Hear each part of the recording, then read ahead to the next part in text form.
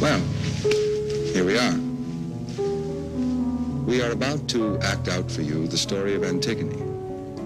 That thin little creature sitting all alone, staring straight ahead, seeing nothing, is Antigone.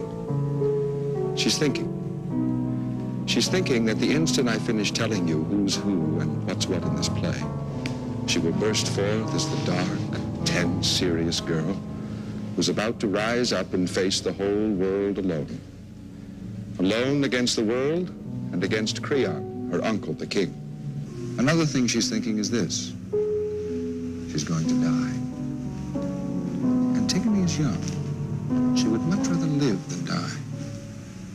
And yet, there's no help for it. When you're on the side of the gods against the tyrant, of man against the state, of purity against corruption. In short, when your name is Antigone, there is only one part you can play. And she must play hers through to the end. Mind you, Antigone doesn't know all of these things I'm telling you about herself. I know them because it's my business to know them. That's what a Greek chorus is for. All that she knows is that Creon won't allow her dead brother to be buried, and that despite Creon, she must marry him. See, Antigone doesn't really think. She acts. She doesn't reason. She feels.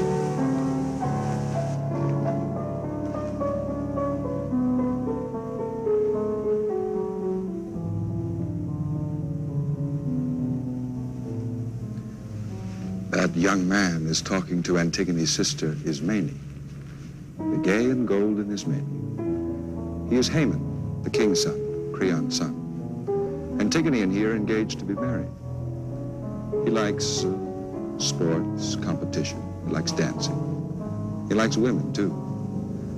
But anyone would think that she would be the one he would go for. Look at Ismene again. She's certainly much more beautiful than Antigone.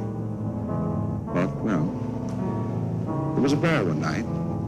Ismene wore a new evening dress. She was absolutely radiant. Haman danced every dance with her. And yet that same night, before the ball was over, Haman went in search of Antigone. Found her sitting alone, just like that, with her arms clasped around her knees. Haman asked her to marry him. It didn't seem to surprise Antigone in the least. She looked up at him out of those solemn eyes of hers, smiled sort of sadly, and said, yes. That was all. Well, here is Haman expecting to marry Antigone. He won't, of course. He didn't know when he asked her to marry him that the earth wasn't meant to hold a husband of Antigone's, and that this princely distinction was to earn for him no more than the right to die sooner than he otherwise might have done.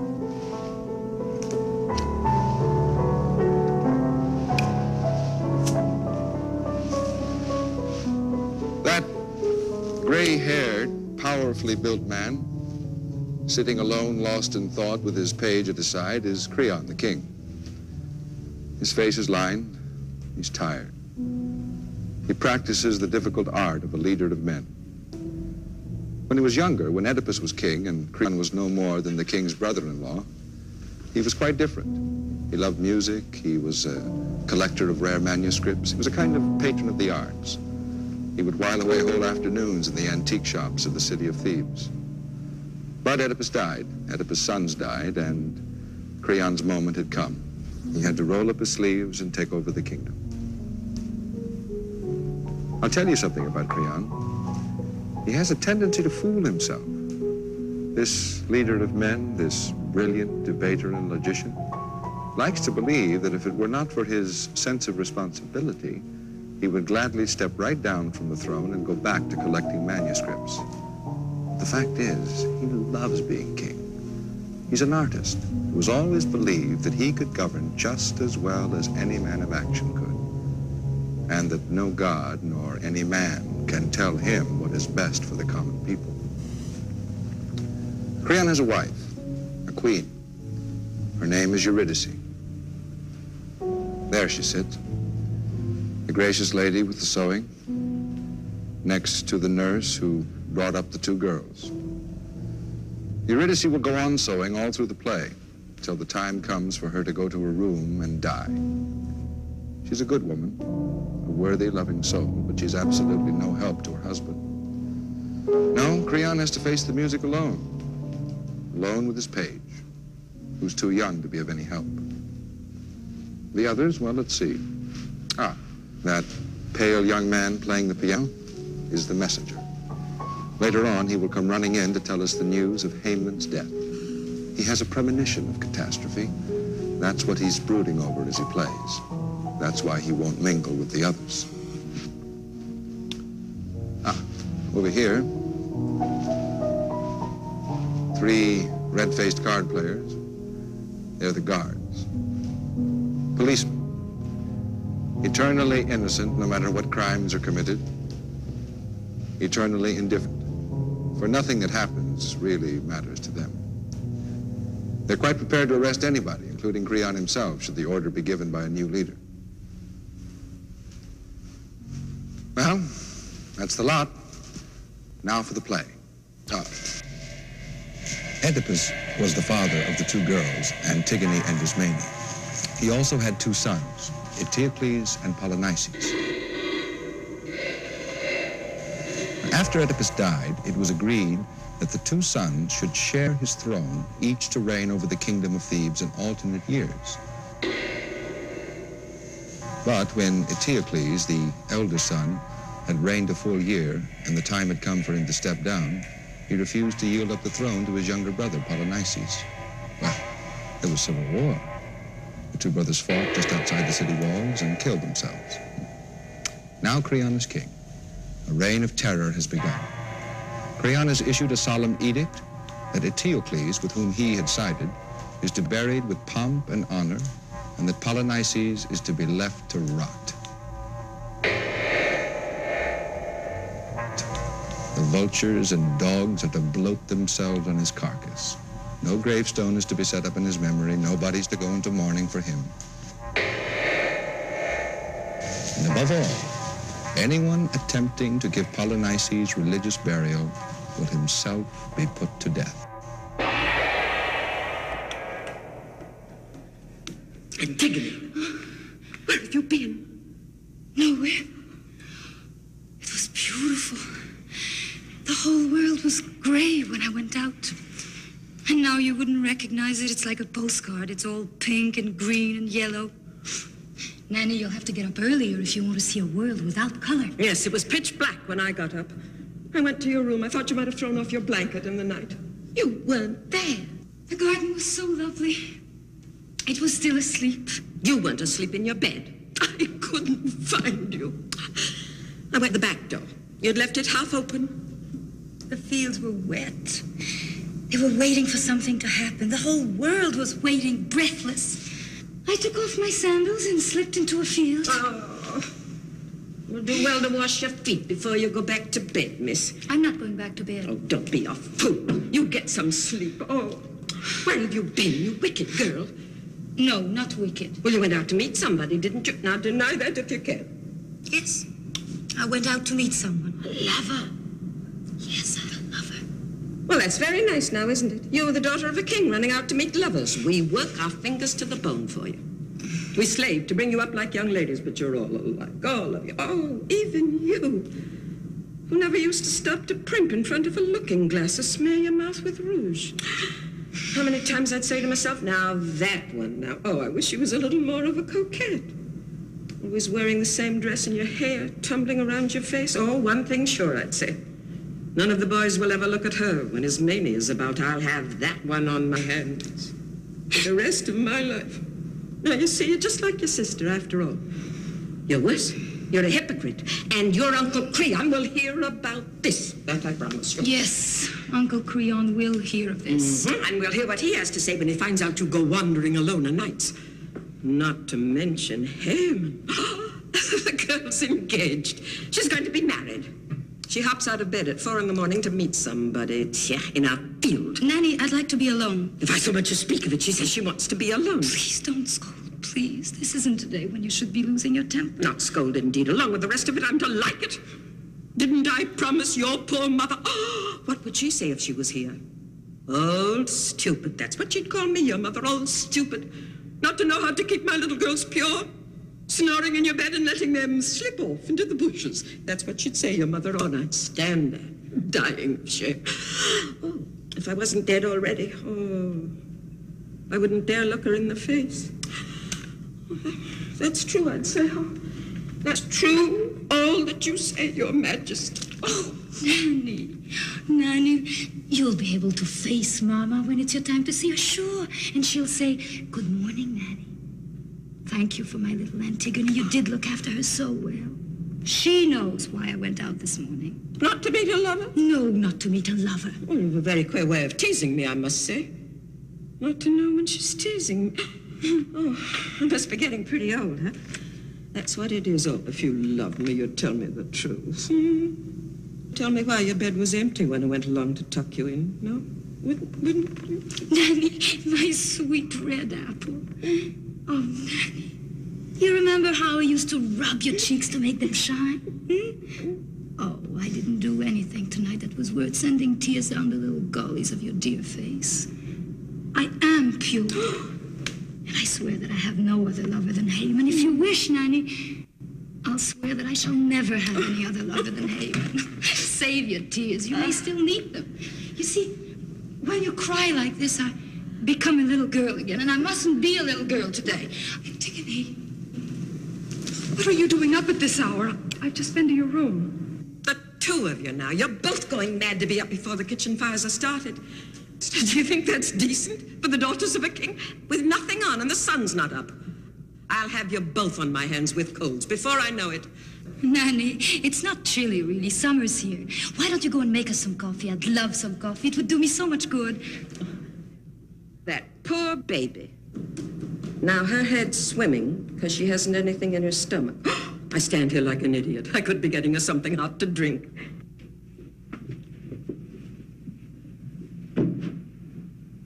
Aren't you well? Oh, yes. It's just that I'm a little tired. I got up too early. I couldn't sleep either. Oh, you shouldn't go without your beauty sleep, Ismene. Don't make fun of me. I'm not. Oh, truly, I'm not. This special morning, seeing how beautiful you are makes everything easier for me. What a nasty little girl I used to be, remember? I used to fling mud at you and put worms on your Why neck. do you insist upon talking about other things? I'm not talking about other things. Antigone, I thought about it a lot. Have you? I thought about it all night long. Antigone, you're mad. Am I? We cannot do it. Why not? Creon will have us put to death. Of course he will. That's what he's here for. He will do what he has to do, and we will do what we have to do. He's bound to put us to death, and we are bound to go out and bury our brother. That's the way it is. What do you think we can do to change it? I don't want to die. Well, I'd prefer not to die myself. Listen to me, Antigone. I thought about it all night. I'm older than you are. I always think things through. You're so impulsive. You get a notion in your head and you jump up and do the thing straight off, whereas I think things out. Sometimes it's better not to think too much. I don't agree with you. Listen, I know it's horrible. I know Polynices was cheated out of his rights, that he made war, that Creon sided against him, that he was killed. And I pity Polynices just as much as you do. But all the same, I sort of see what Uncle Creon means. I don't want to sort of see anything. Creon is king. He has to set an example. I am not the king, and I don't have to set people examples. Creon orders that our brother rot and putrefied and be mangled by dogs and birds of prey, and you talk about examples. There you go, frowning, wanting your own stubborn way in everything. Listen to me. I'm right oftener than you are. I don't want to be right. At least you can try to understand. Understand. First word I ever heard out of any of you was that word, understand. Now, why didn't I understand that I mustn't play with water? Cold, black, beautiful flowing water. Because I'd spill it on the palace tiles. Or earth, Ismene, earth. Because earth dirties a little girl's frock. Understand. Only understand that there's a man rotting, unburied. And that he's my brother. and that he must be buried. Creon won't let us bury him. He's stronger than we are, Antigone. He's the king, and the whole city is with him. I'm not listening to you. You must. You know how Creon works. His mob will come running, howling as they run. 1,000 arms will seize our arms. 1,000 breaths will breathe into our faces. Like one single pair of eyes, 1,000 eyes will stare at us. We'll be driven in a tumbril through their hatred, through the smell of them and their cruel, roaring laughter. We'll be dragged to the scaffold for torture, surrounded by guards with their idiot faces all bloated, their animal hands clean washed for the sacrifice, their beefy eyes squinting as they stare at us. And we'll know that no shrieking and no begging will make them understand that we want to live. For they're like trained beasts who go through the motions they've been taught without caring about right or wrong. And we'll suffer. We'll feel pain rising in us until it becomes so unbearable we know it must stop. But it won't stop. It'll go on rising and rising like a screaming voice.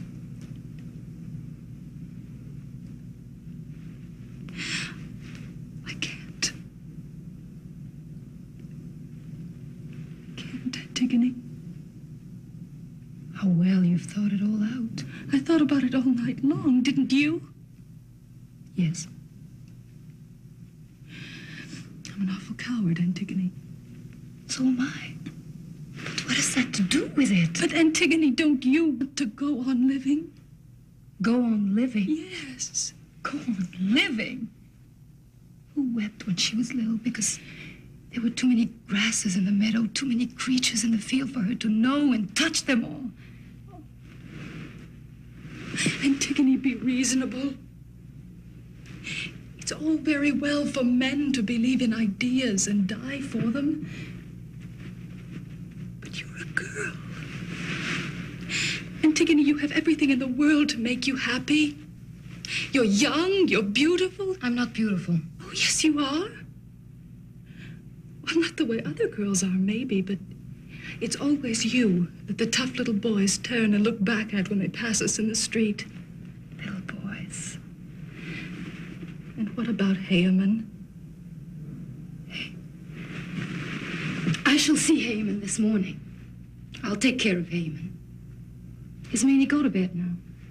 The sun is coming up and there's nothing I can do today. Come on, go to bed. What are you going to do? Come, my doves, come to your breakfast.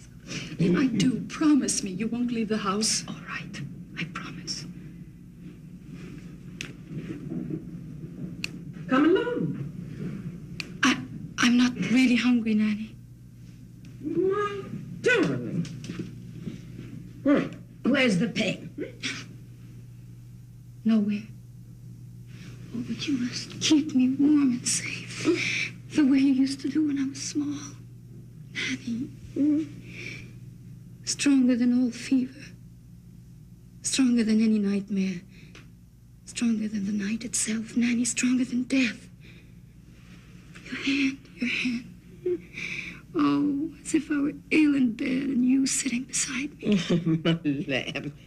Now, what is it that's eating your heart out? Nothing. Nothing. It's just that I'm a little young still for what I have to go through. But nobody but you must know that, Nanny. A little young for what, my kitten? Nothing in particular, just all this. So good that you're here. You're very powerful, Nanny. What is it you want me to do for you, my baby? There isn't anything to do, except put your hand like this against my cheek. Nanny? Mm-hmm. My dog, Puff. Well? Promise me you won't scold her again. Even if she makes pee-pee on the floor? Just the same, promise me. And promise me that you'll talk to her. Me talk to a dog? Mm-hmm. But mind you, you're not to talk to her the way people usually talk to dogs. You're to talk to her the way I talk to her. I don't see why both of us should make fools of ourselves. As long as you're here, one of us ought to be enough. And Nanny, if she got too unhappy, you know, if she moaned and moaned waiting for me all day, well, then the best thing, Nanny, might be to have her put to sleep. What's got into you today? Can't sleep, you won't eat, now you want to have your dog killed. Nanny, Haman is here. Don't forget that you've promised me.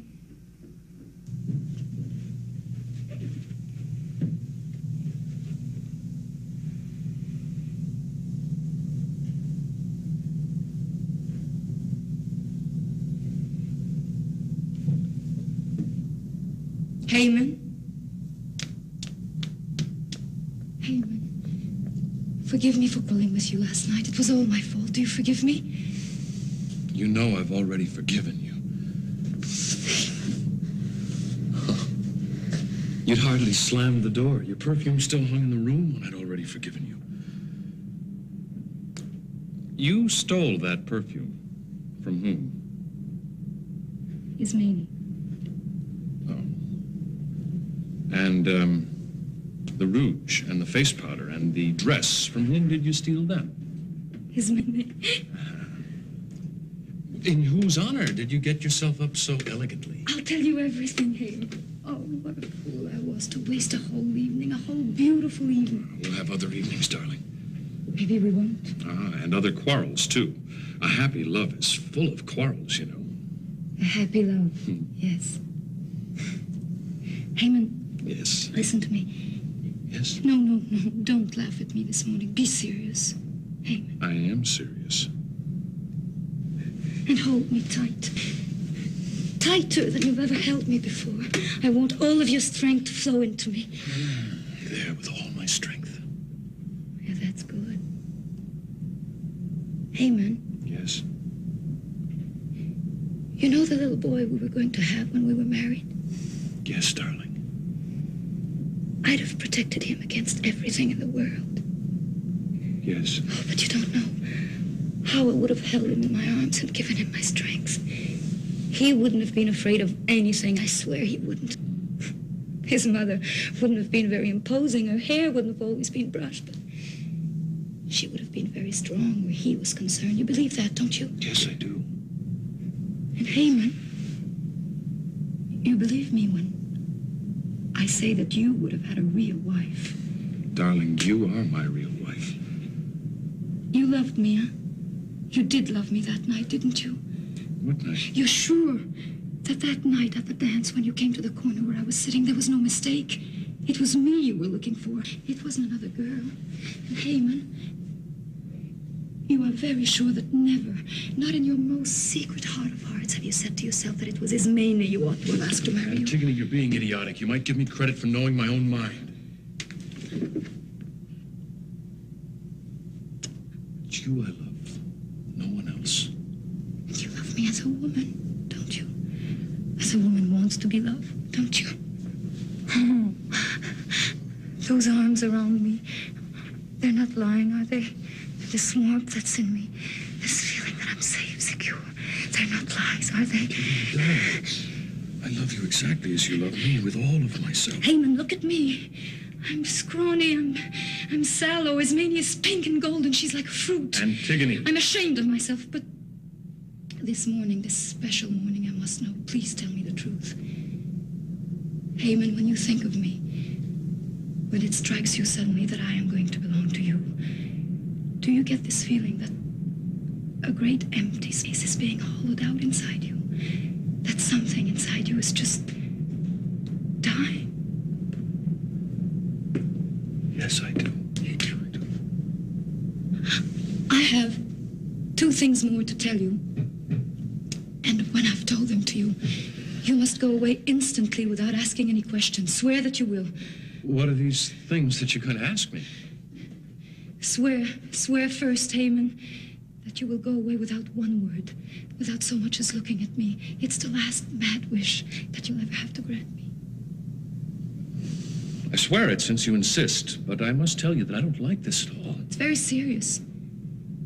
Now, first about last night when I came to your house. You asked me a moment ago, why I wore Ismeni's dress and rouge. I was stupid, you see. I wasn't very sure that you loved me as a woman, and I did it because I wanted you to want me. Was that the reason? Yes. Antigone. And you laughed at me, and we quarreled, and my awful temper got the better of me, and I flung out of the house. Well, the real reason was that I wanted you to take me. I wanted to be your wife before. Antigone. You said you wouldn't ask any questions. You swore. Now, I'll tell you why. I wanted to be your wife last night because I love you. And also because I'm going to cause you quite a lot of pain, Haman. I did it because I shall never, never be able to marry you. Never. Go! You took a solemn oath. You swore. Go away. The whole thing will be clear to you tomorrow. It's the only thing left that you can do for me if you still love me. Go away.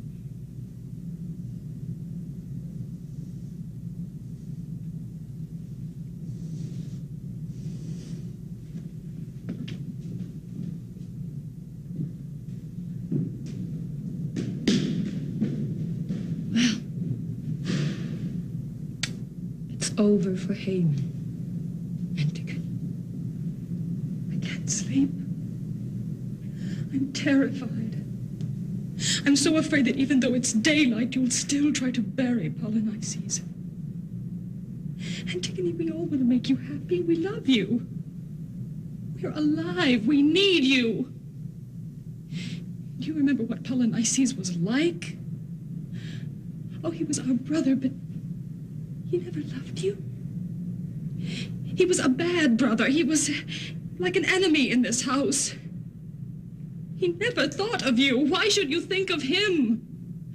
Oh, what if he does have to lie rotting in a field? It's Creon's doing, not ours. Don't try to change things. Antigone, you can't bury Polynices. I won't let you. You are too late, Ismene. When you first saw me this morning, I had just come in from burying him.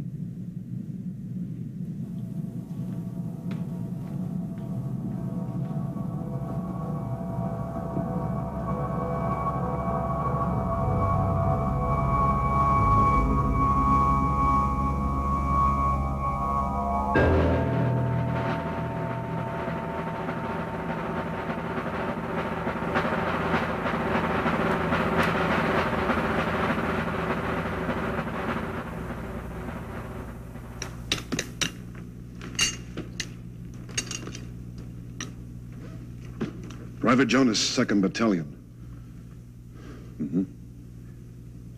What are you doing here? Well, it's like this, Chief. As soon as it happened, we says, you gotta tell the Chief about this before anybody else spills it. He'll want to know right away. So we flipped a coin to see which one would come up here and tell you about it, sir. Well, it's like this, sir. We figured only one man had better come, because after all, you don't want to leave the body without a guard, right? I mean, there are 3 of us on duty guarding the body. What's wrong about the body? Chief, I've been in the service 17 years. Volunteer, wounded 3 times. 2 mentions. My record's clean. I know my business, and I know my place. I carry out orders. Chief, you ask any officer in this battalion, they'll tell you. Leave it to Jonas. Give him an order, he'll carry it out. That's what they'll tell you, sir. What's the matter with you, man? What are you shaking for? By sir, by rights, it's a corporal's job. I've been recommended for the corporal, but it hasn't come through yet. June, who was supposed to come... Stop chattering and tell me why you were here. If anything's gone wrong, I'll break all 3 of you. Chief, nobody can say that we didn't keep an eye on that body.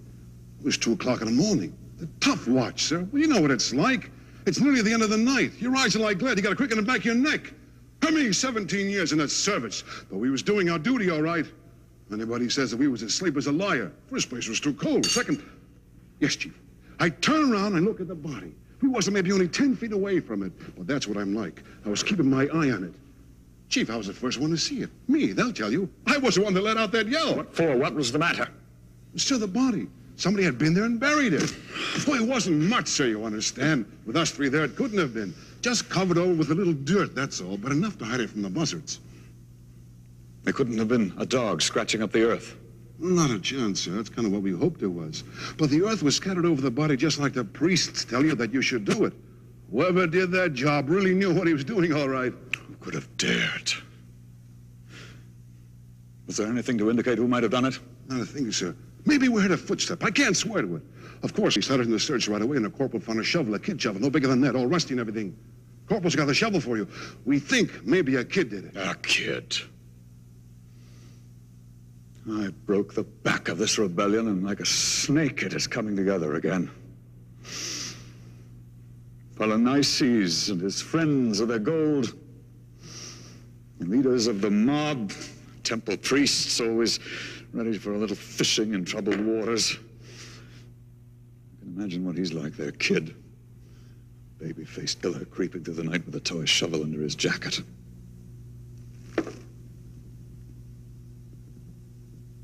Why shouldn't they have corrupted a real child? Oh, very touching. Very useful to the party. An innocent child, a martyr.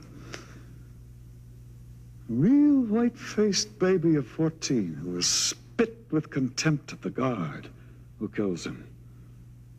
Precious innocent blood of a child on my hands.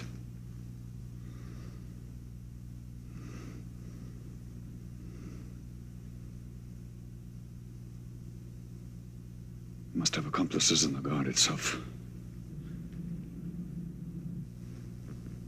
Look here, you. Who knows about this? Only us three, Chief. We flipped the coin and I came right over. Right, now listen to me. You three will continue on duty. When the relief squad comes up, you will send them back to barracks. You'll uncover the body. If another attempt is made to bury it, I expect you to make an arrest and bring the person straight to me. And you will keep your mouth shut about this. You won't say a word about it to a living soul. You're all guilty of neglect of duty, and you will be punished. But if the rumor spreads through Thebes that that body received burial, you will be shot, all three of you. Chief, we never told nobody. I swear we didn't. Anyway, I'd been up here. Well, suppose my pals pull it to the relief. I couldn't have been with them in here, too. That would be my fault if they talked. Chief, I got 2 kids. Show my witness. It couldn't have been me. I've been here with you. I got a witness. Clear out of here. If the story doesn't get around, you won't be shot.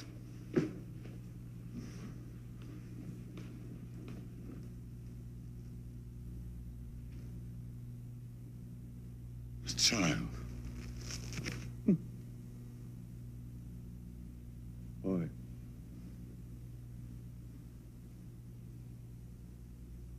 Would you defy me with your little shovel? Of course you would. You would do it too.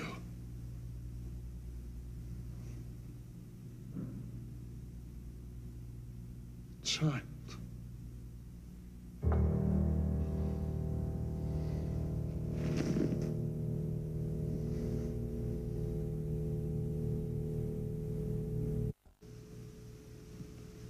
And now the spring is wound up tight.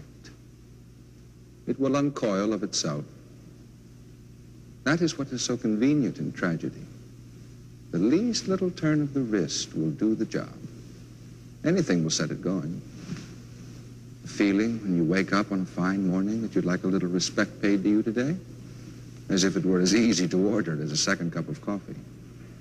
One question too many idly thrown out over a friendly drink, and the tragedy is on. The rest is automatic. You don't need to lift a finger. The machine is in perfect order. It has been oiled since time began, and it runs without friction. Death, treason, sorrow are on the march. And they move in the wake of storm, of tears, of stillness. Every kind of stillness. The hush when the executioner's axe goes up at the end of the last act. The silence inside you when the roaring crowd acclaims the winner. So that you think of a film without a soundtrack. Mouths agape and no sound coming out of them. A clamor that is nothing more than a picture. And you, the victor, already vanquished, alone. In the desert of your silence. That is tragedy. Tragedy is firm. It's clean. It's flawless. It has nothing to do with melodrama. Death in a melodrama is really horrible because it's never inevitable. But in a tragedy, where nothing is in doubt, everyone's destiny is known. And that makes for tranquility. You see, tragedy is restful. And the reason is that hope, that foul, deceitful thing, has no part in it. There is no hope. You're trapped. The whole sky has fallen down upon you. And all you can do about it is to shout. And don't mistake me. I said shout. I did not say groan, whimper, complain. That you cannot do. All you can do is shout aloud. You can say all of those things you never thought you'd had it in you to say or never knew you could say. Of course, it won't do any good, but you can say them for their own sake.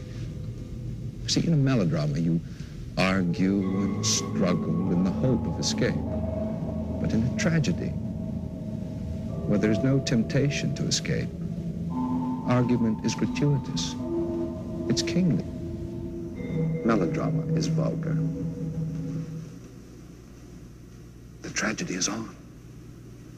Antigone has been caught. For the first time in her life, little Antigone is going to be able to be herself.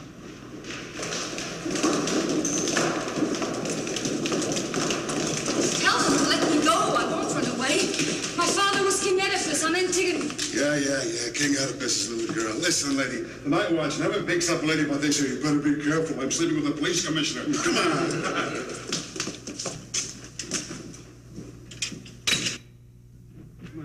Miss, give it a rest. The chief will be here any minute. You can tell him about it. Hurting my arms. Take your dirty hands off me. Dirty hands? Take a look at your own hands. Lost your shovel, huh? Had to go at it with your fingernails the second time, huh? My God, I never saw such nerve. I turned my back for 5 seconds. There she is, clawing away like a hyena. Boy, she got all her marbles. I picked up a nut like that the other day. Right in the main square she was, hoisting up her skirts and showing her behind to anybody who wanted to look. Hey, listen. We're going to get a bonus out of this. Hey, what do you say we throw a party? Just the three of us. Hey, who would have thought an hour ago that us three be talking about throwing a party now? Well, the way I felt when the old man was interrogating me, I want to tell you I was scared. Are you sure we're going to get a bonus? Oh, yeah. Something tells me this is big stuff. I should like to sit down, if you please. All right, let her sit down, but keep hold of her. And shut! Antigone. Take those handcuffs off. What is this? The watch, sir. All came this time. Who's guarding the body? We sent for the relief. I gave orders the relief was to return to barracks and stay there. I told you not to open your mouth about this. Nobody said anything, sir. We made this arrest and brought the party in the way you said we should. Where did these men find you? Right by the body. What were you doing by the body? You knew what my orders were? What was she doing? Why, sir, that's why we brought her in. She was digging up the dirt with both hands. She's trying to cover up the body all over again. You realize what you were saying? Sir, ask these men here. After I reported to you, I went back, and the first thing we did, we uncovered the body. The sun was coming up, and it was beginning to smell. So I moved it on a little rise, just to, get him in the wind. You wouldn't expect any trouble in broad daylight, right? But just the same, we figured that one man had better keep his eye peeled all the time. Well, about noon, what with the sun and the smell, and as Willie had dropped, and I wasn't feeling none too good myself, I went over to my pal to get a chew. I no sooner had time to stick my mouth and say thanks, I turn around, there she is, clawing away the dirt with both hands, right in broad daylight. Is this true? Yes, it's true. We scraped away the dirt from the body as quick as we can, and then we sent for the relief and posted them. And we didn't say a thing to them, sir. And we brought the party in so as you can see her, and that's the truth, so help me God. Was it you the first time in the night? Yes, it was. With a toy shovel we used to take to the seashore when we were children. It was Polynices' own shovel. That was why I left it with him. She was clawing away like a wild animal. As a matter of fact, what with the heat haze and everything, my pal says, that's a dog. Dog, I says, that's a girl. And it was. All right, very well. Show these men out into the anteroom. You three men wait outside. I may want a report from you later on. Do I put the cuffs back on her, sir? No.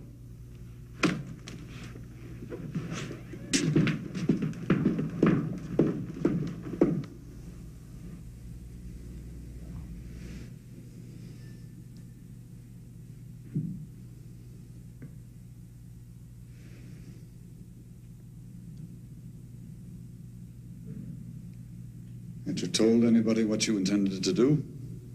No. Did you meet anybody on the way, coming or going? Nobody. You sure of that? Perfectly sure. Very well, now listen to me. You go straight to your room. You get there, you will go to bed. You will say that you're not well and that you have not been out since yesterday. The nurse will tell the same story. I'll get rid of those 3 men. Uncle Creon, there's no reason to kill those 3 guards. You must know that I'll do it all over again tonight.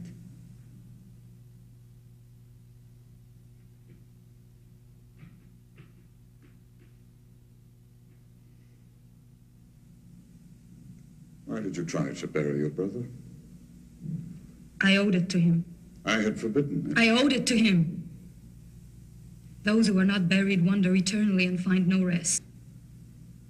If my brother were alive and he came home weary after a long day's hunting, I should kneel down and unlace his boots. I should fetch him food and drink. I should see that his bed was ready for him. Polynices is home from the hunt. I owe it to him to unlock the house of the dead in which my father and my mother are waiting to welcome him. Polynices has earned his rest. Polynices was a rebel and a traitor, and you know it. He was my brother. You heard my edict. It was proclaimed throughout Thebes. You read the edict. It was posted up on the city walls. Yes, I did. You knew the punishment I decreed for anyone who attempted to give him burial. Yes, I knew the punishment. Did you by any chance act on the assumption that a daughter of Oedipus's stubborn pride, was above the law? No, I did not act on that assumption. Because if you had acted on that assumption, Antigone, you would have been deeply wrong. Nobody has a more sacred obligation to obey the law than those who make the law. You were a daughter of lawmakers, a daughter of kings, Antigone. You must observe the law. Had I been a scullery maid washing my dishes when that law was read out loud to me, I should have scrubbed the greasy water from my arms and gone out in my apron to bury my brother. What nonsense. If you had been a scullery maid, there wouldn't have been any doubt in your mind about the seriousness of that edict. You would have known that it meant death, and you would have been satisfied to weep for your brother in your kitchen. But you thought because you come from the royal line, because of my niece, and we're going to marry my son, that I wouldn't dare have you killed. You're mistaken. I never doubted for an instant that you would have me put to death.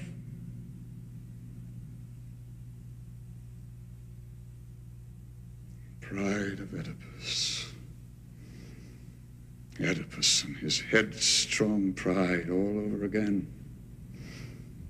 I can see your father in you, and I believe you. Of course you thought I would have you killed. Proud as you are, it seemed the natural climax in your existence. Your father was like that. For him, as for you, human happiness was meaningless, and mere human misery wasn't enough to satisfy his passion for torment. You come of people for whom the human vestment is a kind of straitjacket. It cracks at the seams. You spend your lives wriggling to get out of it. Nothing less than a cozy tea party with death and destiny will quench your thirst.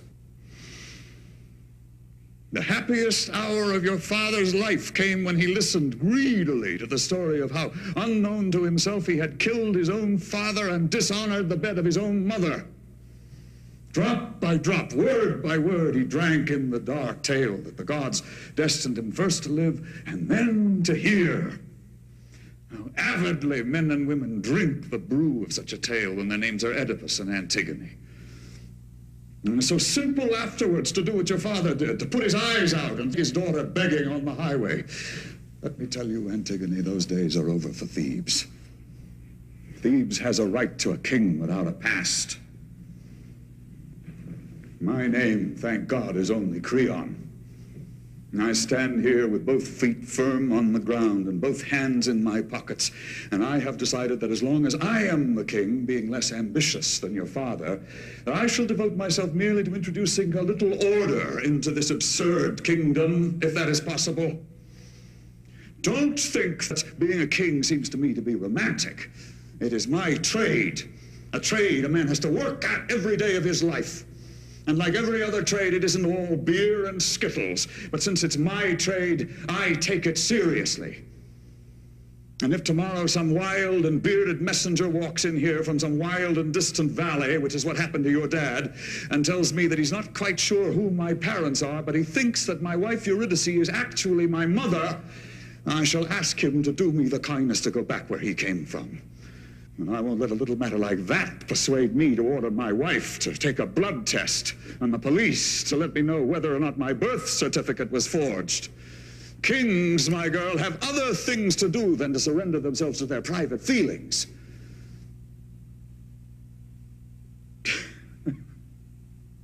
Hand you over to be killed. No. I have other plans for you. You're to marry Haman. And I want you to fatten up a little bit so you can give him a sturdy boy. Let me assure you that Thebes needs that boy a good deal more than it needs your death. Now you'll go back to your room. You'll do as I said, and you won't say a word about this to anybody. Don't fret about the guards. I'll see that their mouths are shut. And don't look at me annihilatingly with those eyes of yours. I know you think I'm a brute, and I know you can think me very prosaic. But the fact is, Antigone, that I've always been very fond of you. Stubborn though you always were. Don't forget, the first doll you ever had came from me.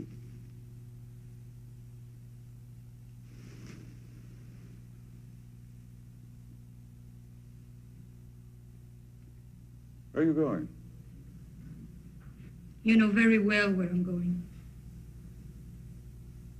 What sort of a game are you playing? I am not playing games. Antigone, do you realize that if, apart from those 3 guards, a single soul finds out what you have tried to do, it will be impossible for me to avoid putting you to death? Now, there's still a chance I can save you, but only if you keep this to yourself and give up this crazy purpose. 5 minutes more and it will be too late. Do you understand that? I must go and bury my brother. Those men uncovered him. Well, what good will it do? You know there are other men standing guard over Polynices. And even if you did cover him over with earth again, the earth would again be removed. I know that. But that much at least I can do. And what a person can do, a person ought to do. Tell me something, Antigone.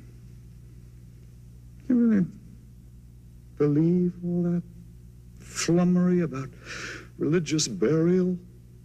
Do you really believe that a so-called shade of your brother is condemned to wander forever homeless if a little earth isn't flung on his corpse to the accompaniment of some priestly abracadabra?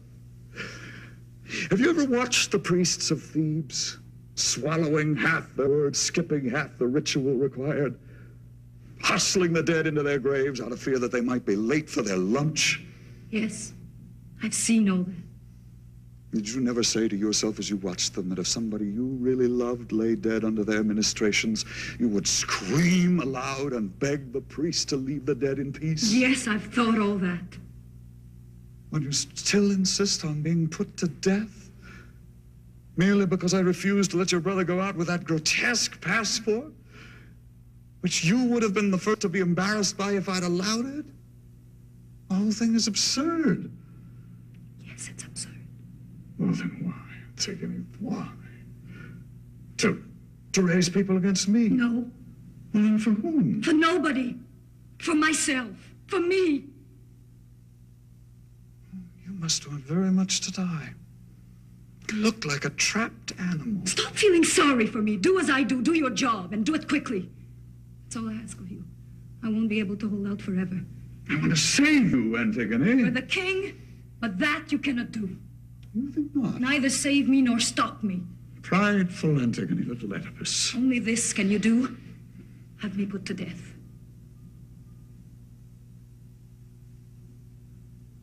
Have you tortured, perhaps? Why would you do that? To see me cry? To hear me beg for mercy or swear whatever you wish and then begin over again?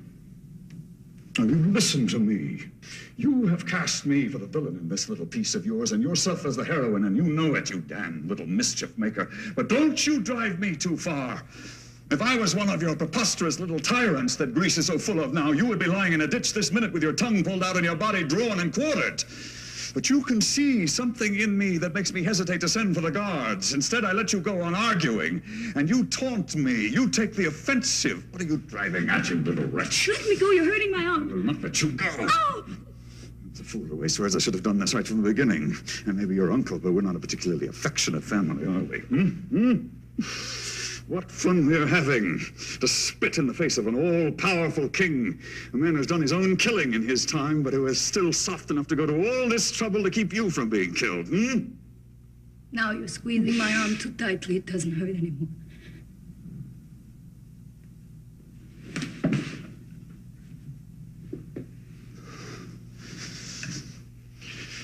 I shall save you yet. God knows I have things enough to do today without wasting time on an insect like you. There's plenty to do, believe me, when you've just put down a revolution. But I am not going to let politics be the cause of your death. For it is a fact that this whole business is nothing but politics. The mournful shade of Polynices, the sentimental weeping, and the hysteria that you mistake for heroism. Politics, nothing but politics. Look here, I may be soft, but I am fastidious. I like things clean, ship-shape, well scrubbed. Don't think I'm not just as offended as you are at the thought of that meat rotting out there in the sun. In the evening, when the breeze comes in off the sea, you can smell it, and it nauseates me. But I refuse even to shut my window. It's vile. And I can tell you what I couldn't tell anybody else. It's stupid. It is monstrously stupid. But the people of Thebes are going to have their noses rubbed into it a little bit longer. My God, if it was up to me, I should have had them bury your brother long ago as a mere matter of public hygiene. If the feather-headed rabble I govern is to understand what, that stench has to fill the town for a month. You are a loathsome man. I agree. My trade forces me to be. We can argue whether or not I ought to follow my trade, but once I take it on, I do it properly. Why do you do it at all? My dear, I woke up one morning and found myself king of Thebes. God knows there were things I loved in life more than power. Well, then you should have said no. Yes, I could have said no. I could have said no, only I thought that would be cowardly. I would have been like a workman that refuses to take on a job that has to be done, so I said yes. Well, I didn't say yes. I can say no to anything I think vile, and I don't have to count the cost.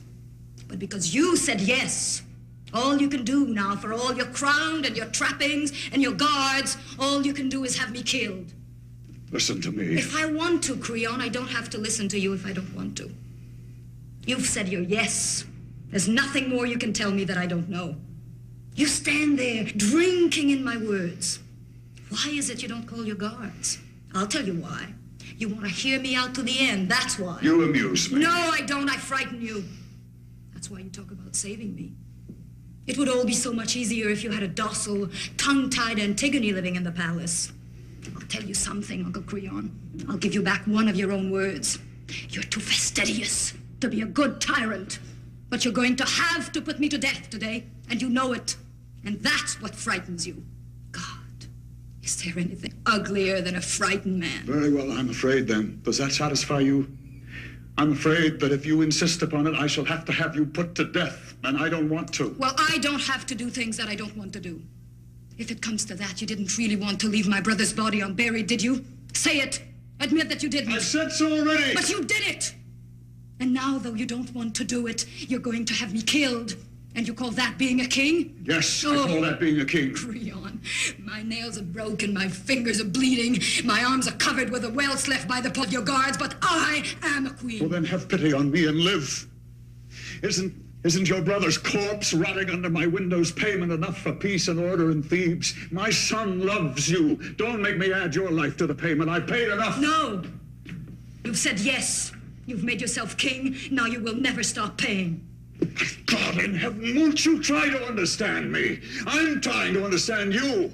Somebody had to say yes. There had to be one man who agreed to captain the ship. She was loaded to the waterline with crime, with ignorance, with poverty. The wheel was swinging with the wind. The crew refused to work and was looting the cargo. The officers were building a raft ready to slip overboard and desert the ship.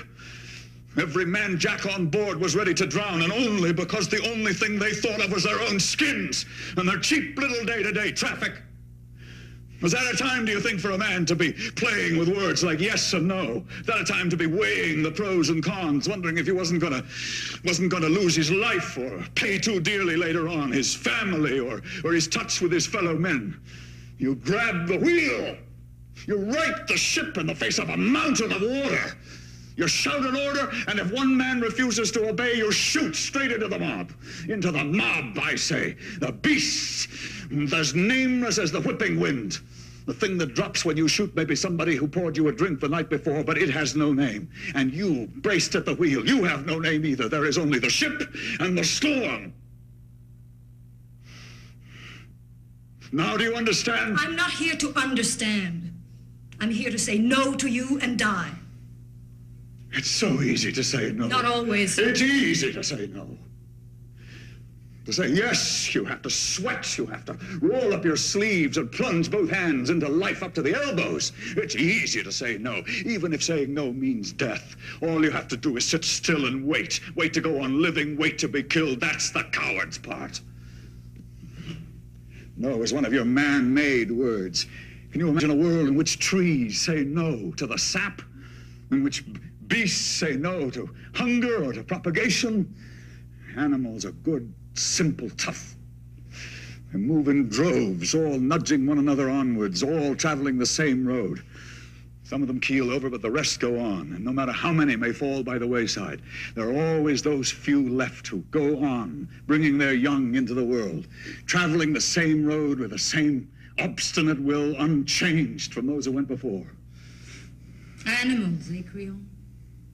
What a king you could be if only men were animals. You despise me, don't you?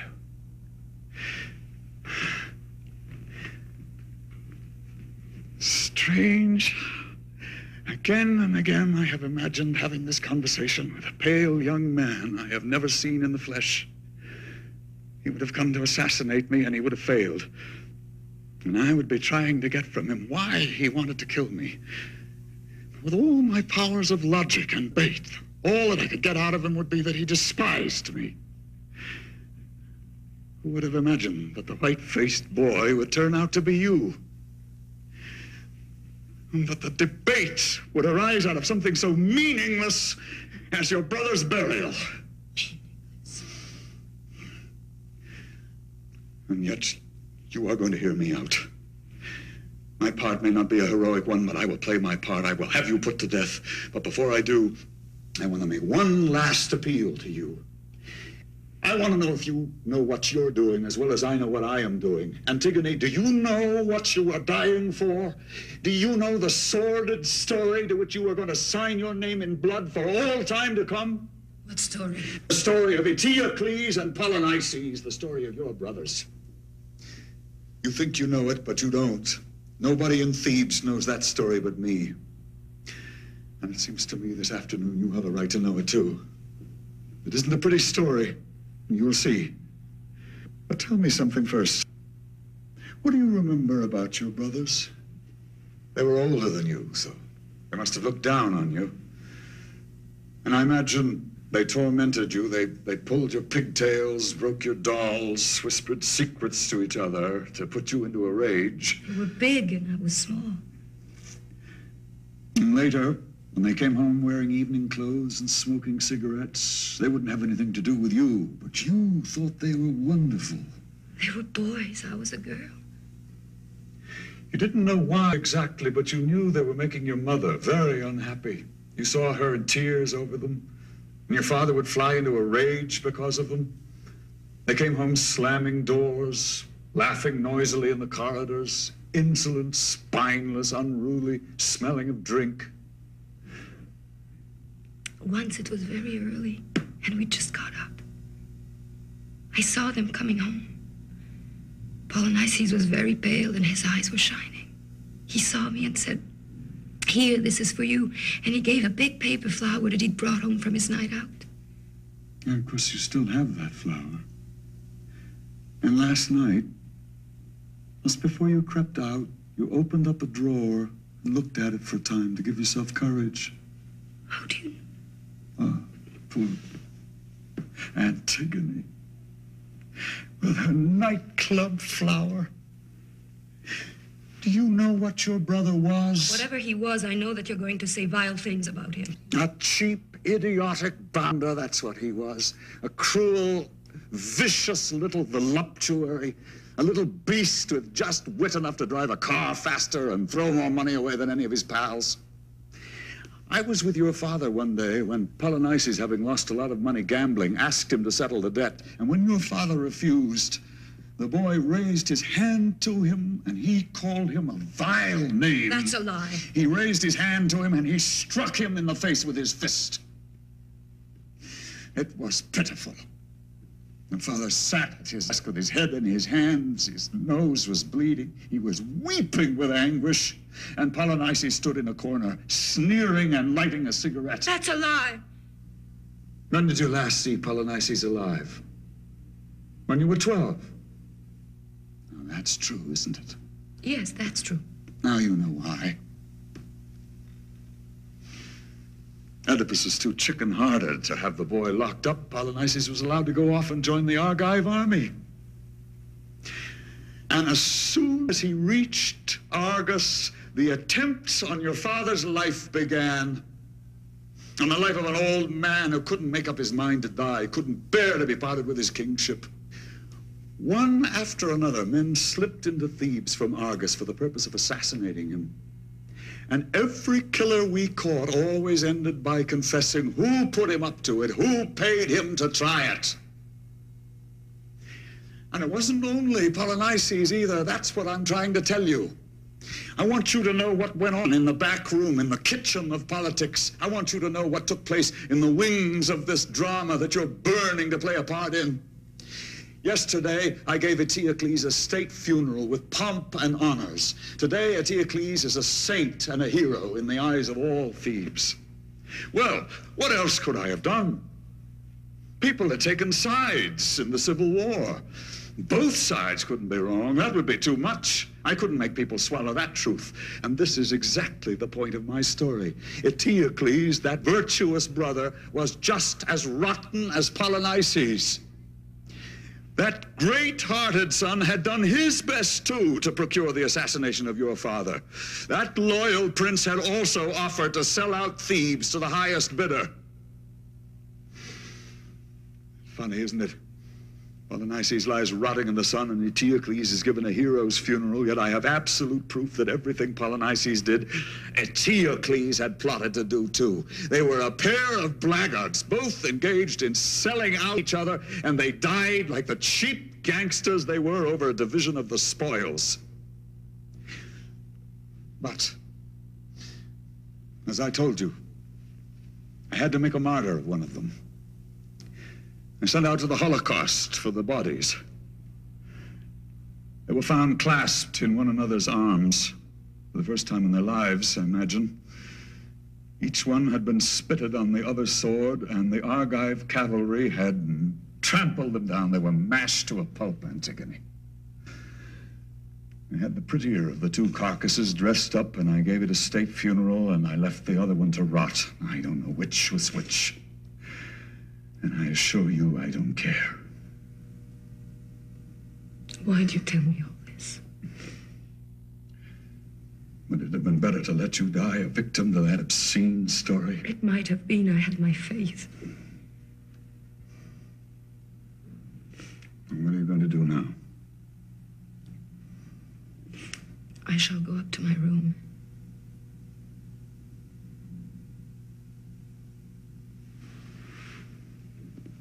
Don't stay there alone. Go and find Haman and get married quickly, Antigone. All this is beside the point. You have your whole life ahead of you, and life is a treasure. You are going to throw it away. Don't think me fatuous if I tell you that I understand you, and that at your age I would have done the same thing. A minute ago you said, when we were quarreling, that I was drinking in your words. I was. But it wasn't you I was listening to. It was to a young boy named Creon who lived here in Thebes many years ago. He was pale and thin the way you are. His mind, too, was filled with thoughts of self-sacrifice. Go and find Haman and get married quickly, Antigone. Be happy. Life flows like water, and you young people let it run away through your fingers. Life isn't what you think it is. Life is a child playing around your feet, a tool you hold firmly in your grip, a bench you sit down on in the evening in your garden. People will tell you that that's not life. Life is something else. They tell you that because they want to use your strength and your fire. They want to make use of it. Don't listen to them, Antigone. Believe me, the only poor consolation we have in our old age is to discover that what I have just said to you is true. Life is nothing more than the happiness that you get out of it. Happiness? Yes. That isn't much of a word, is it? What kind of happiness do you foresee for me? Paint me the picture of your happy Antigone. What are the unimportant little sins that I shall have to commit before I'm allowed to sink my teeth into life and tear happiness from it? Tell me, to whom shall I have to lie? Upon whom shall I have to fawn? To whom must I sell myself? Whom do you want me to leave dying while I turn away my eyes? Antigone, be quiet. Oh, but why do you tell me to be quiet when all I want to know is what I have to do to be happy? Right now, Creon. Since it's right now that I must make my choice. Now you tell me that life is so wonderful. I want to know what I have to do in order to be able to say that myself. Do you love Haman? Yes. I love Haman. The Haman I love is young and strong, faithful and difficult to satisfy, just as I am. But if what I love in Haman is to be worn away like a stone step by the tread of the thing you call life, the thing you call happiness, if Haman reaches the point where he stops growing pale with fear when I grow pale, stops thinking that I must have been killed in an accident when I'm 5 minutes late, stops feeling that he's alone on earth when I laugh and he doesn't know why, if he too has to learn to say yes to everything, well then no. No, I do not love Haman. You don't know what you're talking about. I do know what I'm talking about. It's you now who've stopped understanding. I'm talking to you from a kingdom you can't get into now with your quick tongue and your preaching and your logic and your politics. Creon, I see you suddenly as you must have been at 15. Same look of impotence in your face, same inner conviction that there was nothing you couldn't do. What has life added to you, Creon, but that fat on your stomach and those lines in your face? Antigone, be quiet. Why do you want me to be quiet? Why? You know I'm right. You can't admit it, of course. You've got to go on growling and defending the bone you call happiness. It is your happiness, too, you... I spit on your happiness. I spit on your idea of life. You're all like dogs that lick everything they smell. You with your promise of a humdrum happiness, provided a person doesn't ask too much of life. Well, I want everything of life, and I want it now. I want it total, Creon, complete.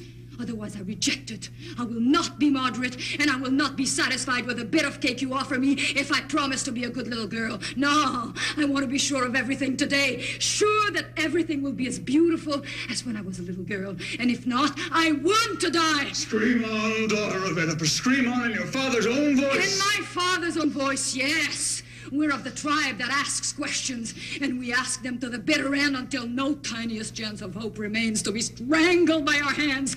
We're of the tribe that hates your filthy hope, your docile female hope, your whore. Shut up if you should see how ugly you look, screaming. I am ugly. Father was ugly too.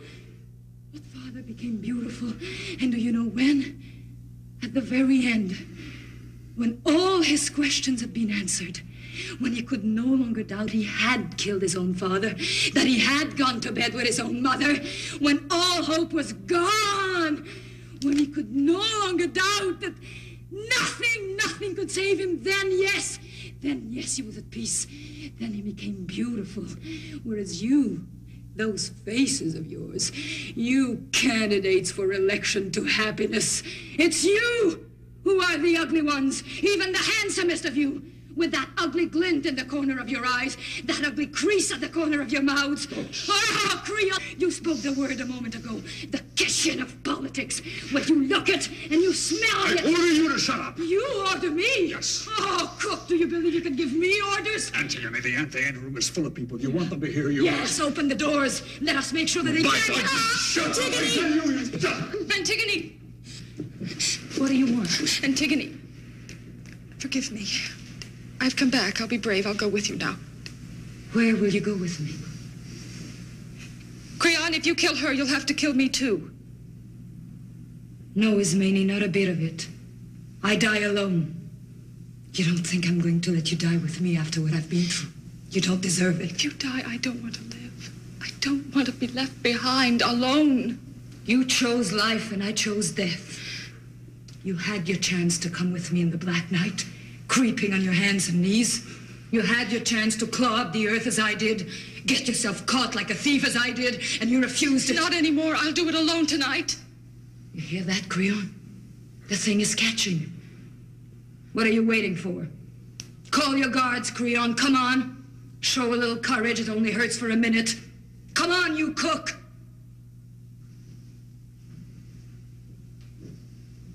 Guards!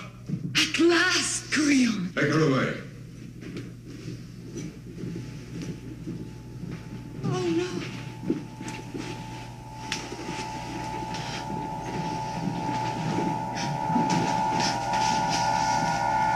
Creon!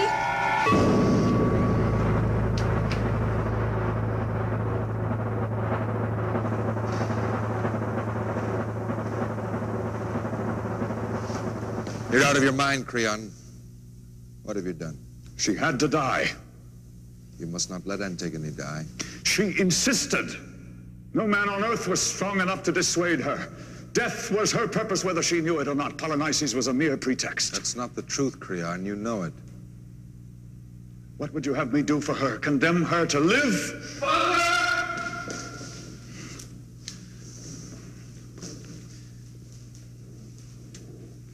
Aemon, forget Antigone. Forget her, dearest boy. How can you talk like that? I did everything I could to dissuade her. I used every argument. I swear I did. A girl doesn't love you. She could have gone on living for you, but she refused. She wanted it this way. She wanted to die. Father, the guards are dragging Antigone away. You've got to stop them. I cannot. It's too late. Antigone has spoken. I cannot save her now.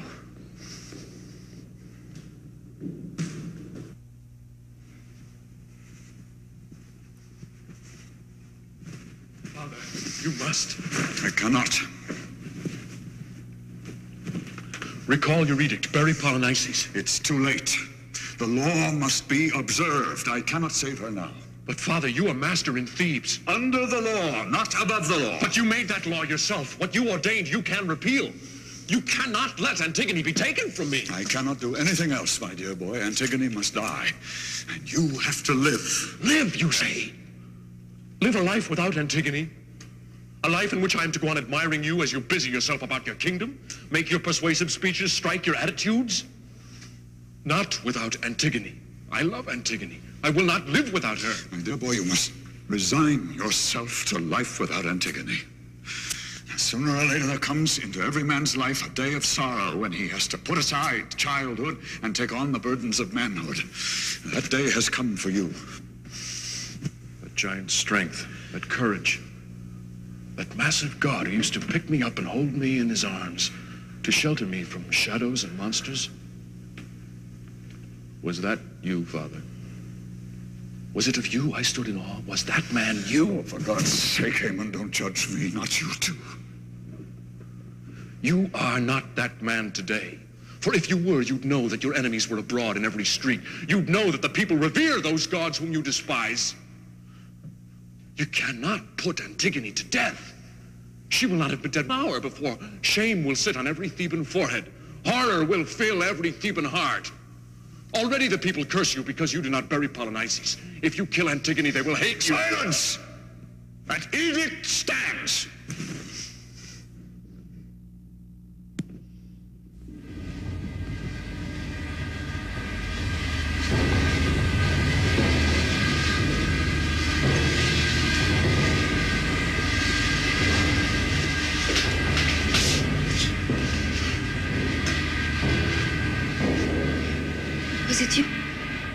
arrested me this morning. Yes, that was me. You hurt me. There was no need for you to hurt me. Look, miss, it wasn't my business to bring you in, and I did it. How old are you? 39. Do you have any children? Yes, 2. Do you love them? What's that got to do with you?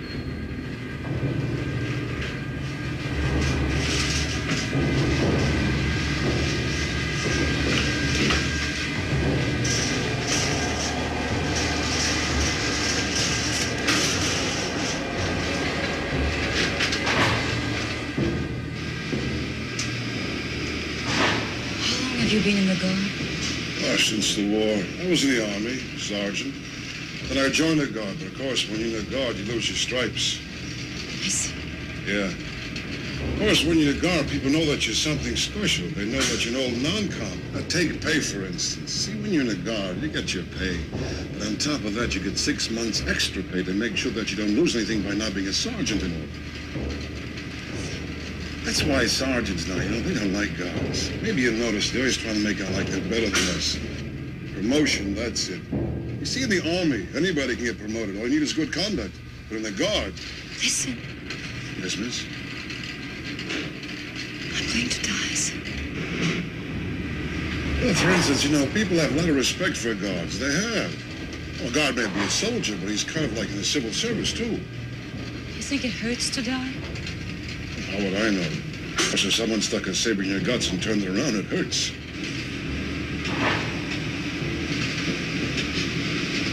How are they going to put me to death? Well, I'll tell you. See, how does it go? In order that our fair city shall not be polluted with her sinful blood, she shall be immured. That means they shove you in the cave and wall up the cave.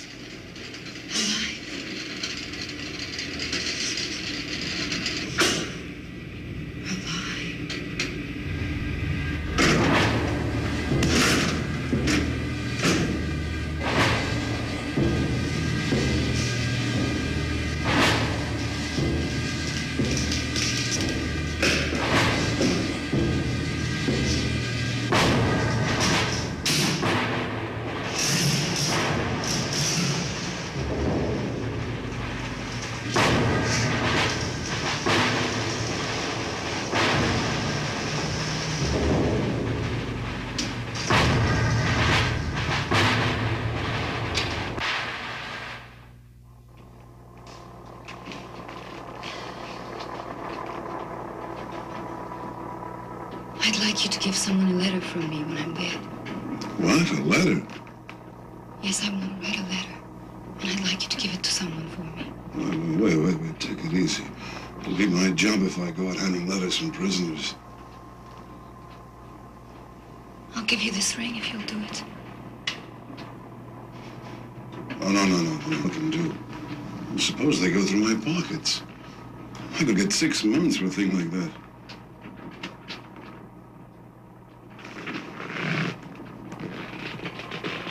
I'll tell you what I'll do.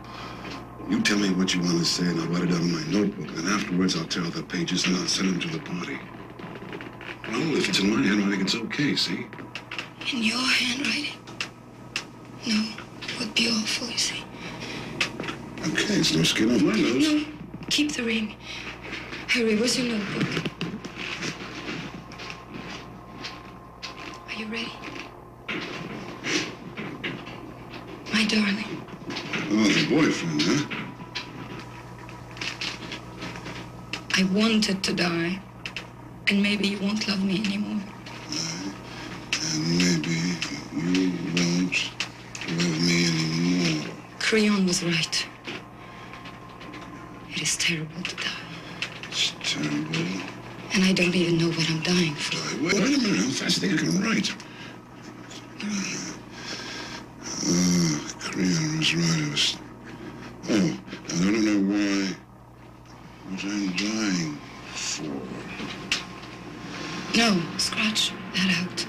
Nobody must know that. It's as if they saw me naked and touched me after I was dead. Scratch it all out and just write, forgive me. I cut out everything you said there at the end and I put down, forgive me?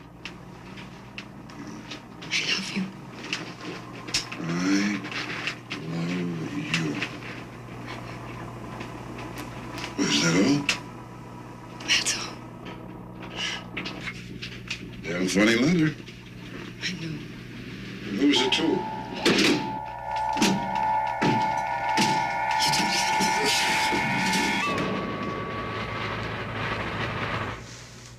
Well, it's over for Antigone.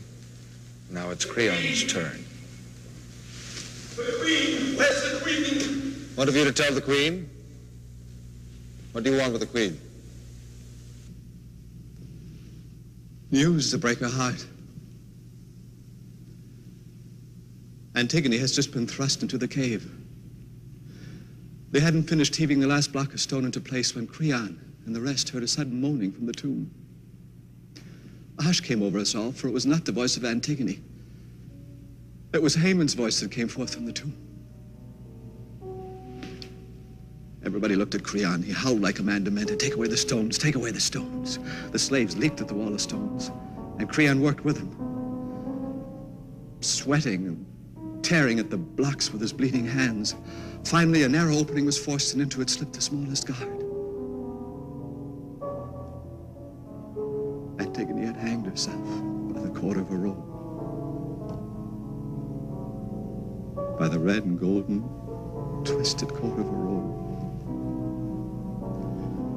The cord was around her neck like a child's collar. Haman was on his knees, holding her in his arms and moaning, his face buried in her robe. More stones were removed. Creon went into the tomb. He tried to raise Haman to his feet. I could hear him begging Haman to rise to his feet, but Haman was deaf to his father's voice. Till suddenly, he stood up of his own accord, his eyes dark and burning. Anguish was in his face. It was the face of a little boy. He stared at his father. Then suddenly, he struck him hard and drew his sword. Creon leaped out of range. Haman kept on staring at him, his eyes full of contempt, a glance that would kill like a knife that Creon couldn't escape. The king stood trembling in the far corner of the tomb. Haman kept on staring. Then, without a word, he stabbed himself and lay down beside Antigone, embracing her in a great pool of blood.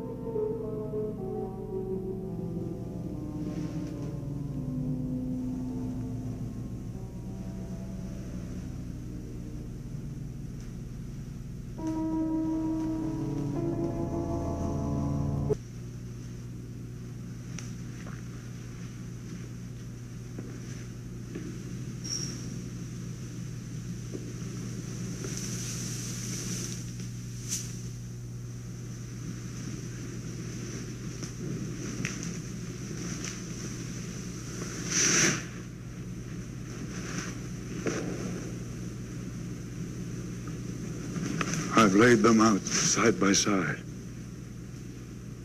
They're together at last. Two lovers on the morrow of their bridal. Their work is done. But not yours, Creon. You still have one thing to learn. Eurydice, the queen, your wife.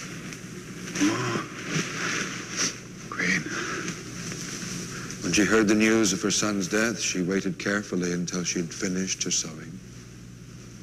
Then laid it down carefully, as she did everything. Then she went up to her room, her lavender-scented room with its embroidered doilies and the pictures framed in plush. And there, Creon, she cut her throat. She's laid out now exactly where she was the moment you came to see her when she was still a maiden. Her smile is still the same. And were it not for that great red blot by the bed linen next to her neck, one might think she was asleep. She too. They're all asleep. Must be good to sleep. Tomorrow. Tomorrow they will sleep sweetly in the earth, Creon, and you will bury them. You who would not bury Polynices today will bury Eurydice and Haman tomorrow. And Antigone, too. The gods take a hand in every game, Creon, even politics. The task is there to be done. They say it's dirty work, but if I didn't do it, who would do it? Why must dirty work be done? Now you are alone, Creon. Oh, yes. Alone.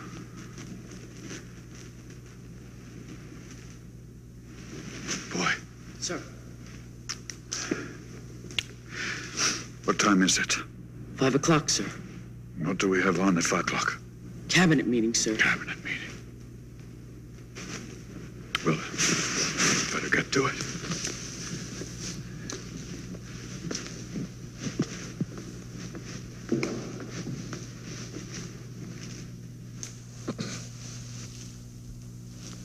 Well, there we are. All those who were meant to die have died. Those who believed one thing and those who believed the contrary thing. And even those who believed nothing at all, yet were caught up in the web without quite knowing why. All dead, stiff, useless, rotting. And those that have survived can now begin quietly to forget the dead. They won't remember who was who or which was which.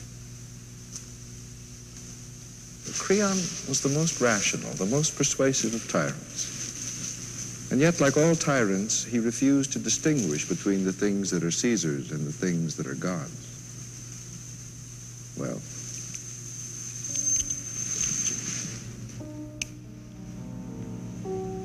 Antigone is calm tonight. She's played her part. Great melancholy wave of peace settles down now upon Thebes, upon the empty palace, and upon Creon, who can now begin to wait for his own death. Only the guards are left, and none of this really matters to them. It's no skin off their noses. They just go on playing cards.